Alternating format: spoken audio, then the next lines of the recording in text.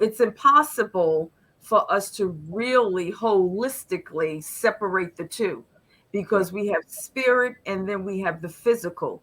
If we merge these two together, I think we're going to be looking at a more holistic and a healing that will begin to take place. Right. Yeah. I'm definitely gonna chime in now. Definitely glad to be here with all of you. So glad to be here, and the youngest here. But if I can piggyback off of all three of you, me working with alternative children who I'd say 50% of their parents are in church. This type of conversation brings a lot of chaos to homes, to churches, and now to school settings, where now when you talk about mental illness, especially approaching the younger generation and the millennial generation, it's frowned upon. Um, it's almost like you would be calling them crazy, or as Pastor Jones said, trying to label them or give them some type of label. Is this conversation needed? It's been needed for the last what, 15, 20 years? Hey, 27 years since I've been born.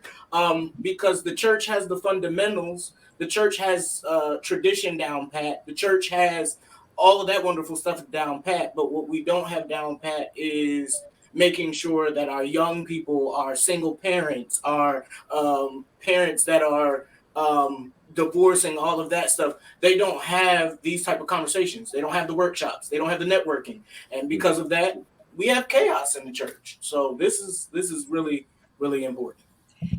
And you know what's crazy is like, I know when we were growing up, it was taboo to have this, but I kind of compliment the millennials almost on every Zoom that I'm on.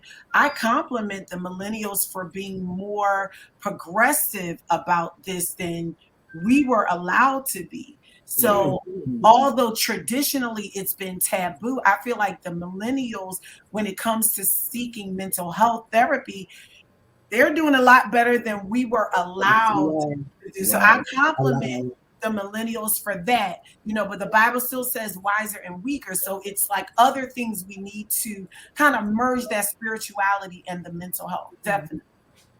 Because I would say this, when I would say before COVID, there Yeah. was mental health already, but they're on. When I'm going back to the churches, and I'm seeing in my spiritual realm, I'm seeing more crazies, and I'm not dogging any of the pastors. I'm not dogging anyone. I'm just asking a question because how I feel about it, and y'all are all laid pastors and bishops and all that stuff. I just want to know because I feel that if I'm anointed, I'm a prophet, and I have discernment, and I have the gifts of the Holy Spirit. Don't you supposed to sense what's in your church? Because, like I was sharing with Dr. Valerie the other night, we were talking about my late